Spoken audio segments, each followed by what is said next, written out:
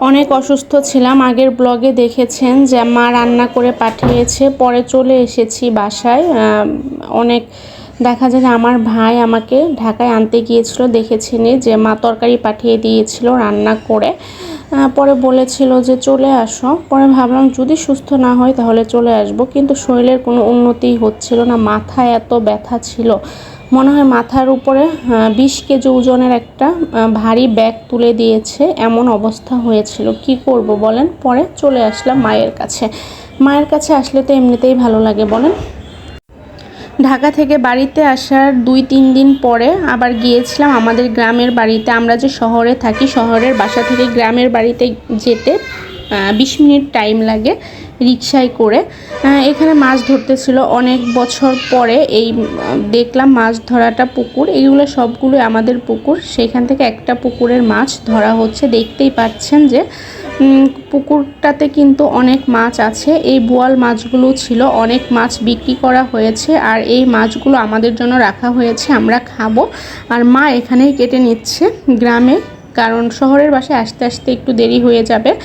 আর এই তো দেখেন এখানে শাকার মাছ, ফিশ বলে তাই না, শাকার ফিশ।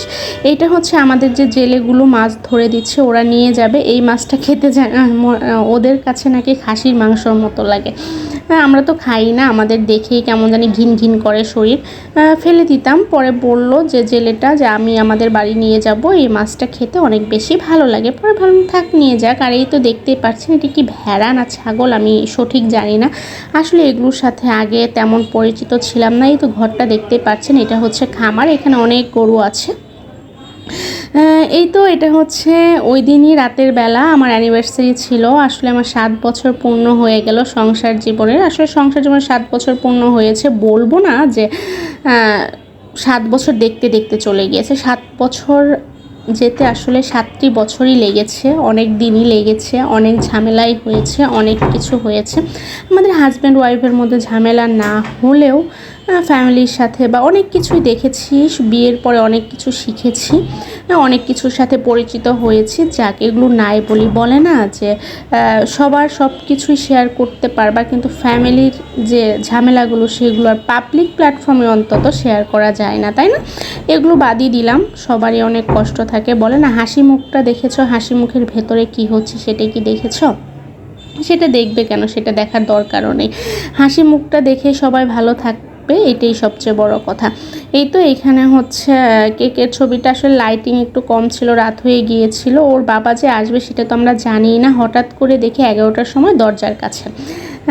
দরজাটা নক করেছে, খুলে দিয়েছি, দেখি ওর বাবা। এটা হচ্ছে তার পরের দিন, একটু বেড়াতে যাচ্ছিলাম। আমাদের এইখানে অনেক ভালো একটা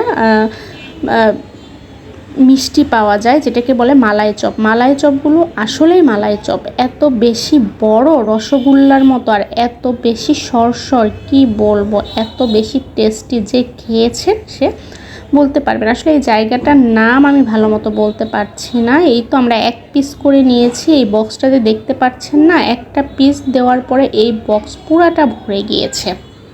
এই তো দেখতে পেরেছেন কত বড়। আমি ট্রাই করতেছিলাম উঠানোর, কিন্তু এত বেশি সফট ছিল আমি তুলতেও পারছিলাম না। আর এই তো এখানে মিষ্টি নিয়েছি। মিষ্টিগুলো আজকে এত বেশি ভালো ছিল না, আমার ভাই যেটা বললো, কারণ আমি এইবারই ফার্স্ট টাইম এসেছি। যেহেতু অ্যানিভার্সারি গিয়েছি, একটু মিষ্টি মুক্ত করতে হয়। কেকও মিষ্টি ছিল।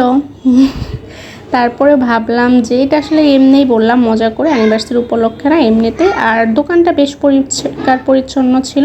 এখানে একটা রসমালাই নিলাম, আমি রসমালাই অনেক বেশি পছন্দ করি, আমার খেতেই হবে। আর যেহেতু এত দূরে এসেছি, একটু ট্রাই করবো না তা কি হয়। আমরা রিক্সা নিয়ে গিয়েছিলাম। এই তো চলে যাচ্ছি। আমার কাছে না কেন জানি রিক্সায় ঘুরতেই ভালো লাগে, চারপাশে খোলা খোলা আকাশ দেখা যায়, মানুষ দেখা যায়, ভালো লাগে। আর আগের ব্লকে বলেছিলাম আমরা এক জায়গায় বেড়াতে যাব। এই তো ব্যাগ ট্যাগ সব কিছু প্যাকিং করা চলছে, দেখতেই পারবেন। আজকের পরে যে ব্লগটা আসবে সেখানেই দেখতে পারবেন কোথায় যাচ্ছি। আর এই তো এখানে এসে দাঁড়িয়েছে, আমি শুয়েছিলাম, অনেক বেশি শব্দ হচ্ছিল, জানি না যে রথ এইভাবে টানে। আমাদের বাসার সামনে দিয়ে যাচ্ছিলো। আমার বোনকে বললাম কি হচ্ছে রে, আমার বোন বলে কি ছেলে মানুষ সব কাপড় পরে যাচ্ছে। আমি বলি কি আজব কথা। আমি এসে দৌড়ে এসে দেখি রথ টানছে। এটা হচ্ছে আমার প্রথম দেখা রথ টানা, আমি আগে কখনোই দেখিনি। আমাদের এখানে রথ টানে, কিন্তু আমি টানতে কখনো দেখিনি, এইবারই ফার্স্ট দেখলাম। তাও তো দেখলাম, নতুন একটা অভিজ্ঞতা হলো। এখানে ওদের মনে হয় কোনো মূর্তি টুর্তি ছিল, সেগুলো নিয়ে টেনে যাচ্ছে। অনেক মেয়েরা ছিল, অনেক পুরুষ মানুষ ছিল, মেয়েরা সব এক কালার কাপড় পরা ছিল, যেটা দেখতেই ভালো লাগছিল। ট্যুরের ব্লগগুলো দেখতে হলে অবশ্যই সাবস্ক্রাইব করে বেল আইকন বাটনটি ক্লিক করে দিয়ে পাশেই থাকবেন। ট্যুরে যে যাচ্ছি সেই ব্লগগুলো দেখতে পারবেন। আল্লাহ হাফেজ।